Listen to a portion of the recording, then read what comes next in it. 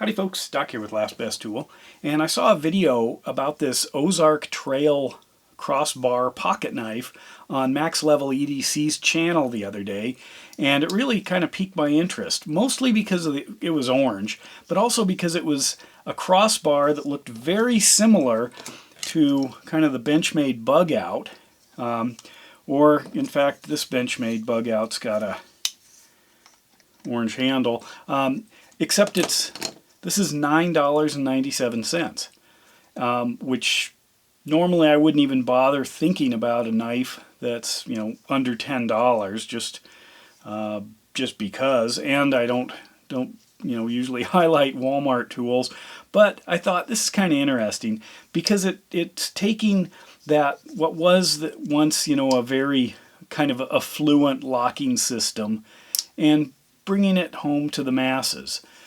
So for a while you pretty much had to have a Benchmade to get that kind of a lock. Now they've, I don't know if the patent's up, that's why, but there's all kinds of them out there. I've done a bunch with different knife brands that are using that. But a $10 knife or under $10, now it might be sold out. Max Level EDC did a short that said it was sold out across America. I don't know. Because I've got this one, I haven't shopped for it. He bought 4 of them, and he compared 3 of them, just like more for quality control. Mine was similar. It was just a touch loose. I got a Torx and played around snugging it up. This does apparently have metal bearings, so you might be able to get this just to your liking. I did notice something interesting. At first I tightened it here with the blade out, and it just locked up the whole mechanism. So I'm not sure what's up with that. In fact, I can show you here. If I tighten that just a little, really stiff. If I tighten it a little bit more, I can't move this. Well, I guess I didn't tighten it all the way because I had already tightened some of it, loosened it up here. So now look, that is not moving. There we go, popped it free. But so it's kind of an interesting mechanism that it tightens that way. Even, in fact, that's still a little bit loose. Whoops, I just did it again. I can't even undo it there. There we go. Now I'll crank it. That's nice and snug. There we go. So, no play whatsoever. Flicks just fine. So that's straightened up. I did notice my blade is bent though. At first I thought I was looking, to see how it lines up. That's kind of a common thing that you can see in a knife, and you can see that blade definitely is swinging to the right there. But if I noticed this. If I cover it up right here, use this for the background maybe.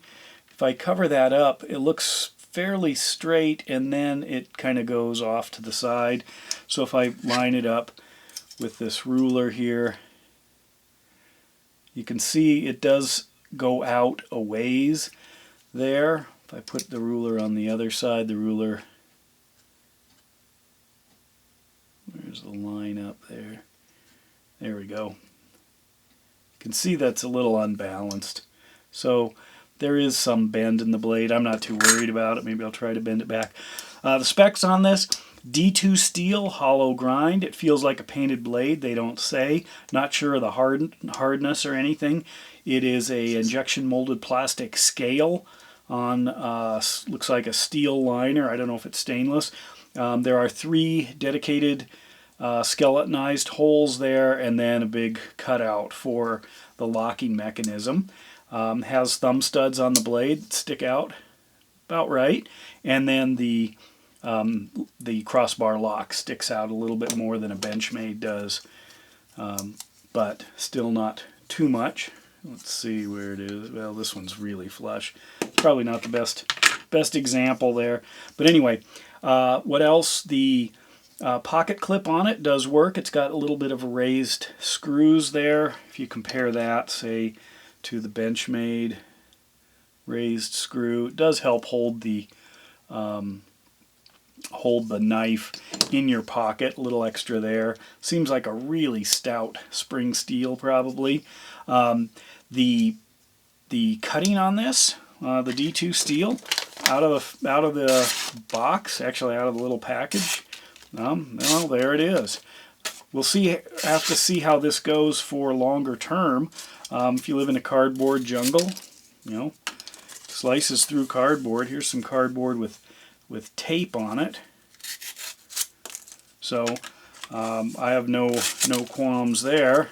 And for the way most people carry and use knives, this is probably plenty. So I agree with Max Level EDC in that this is really going to shake up the knife community. This is for $10. I think it's a great knife so far. I've been playing around. I haven't really done a whole lot with it, but just the feel of it. I felt a lot of cheap knives and not really that impressed. But for a $10 knife that comes in orange, I mean, that might be a good first aid knife, a survival kit knife maybe. And while I was digging around with the Ozark Trail stuff, I noticed a few other things. Maybe I'll take a closer look at some of them. Where is it made? It says China right here. It says China on the package. I don't know what, if you look at this, there's a customer service number. Warning, sharp. This is what they actually, this is kind of funny. They call this thing a belt clip. There's the specs, 3¼ inch blade, D2, it's a hollow grind, might have mentioned that, and 4¼ inch handle. Overall, 7½ inches. I don't know what the warranty is on this kind of stuff, though. It's all new to me. So, anyway, there it is. Good luck if you're interested in finding one. It might be a good beater knife, or it might turn out to be just a really good knife. I could buy 52 of them for the price of my Benchmade Narrows. The Narrows blade is narrower, and the Bugout blade is actually narrower, too, when I measured them. So, there should be enough girth there to at least hold up to most lightweight general purpose tasks. There it is. Believe it or not, the Ozark Trail 7½ inch, whatever they call this, folding knife with that crossbar lock. Sweet little design. And with that, Doc out.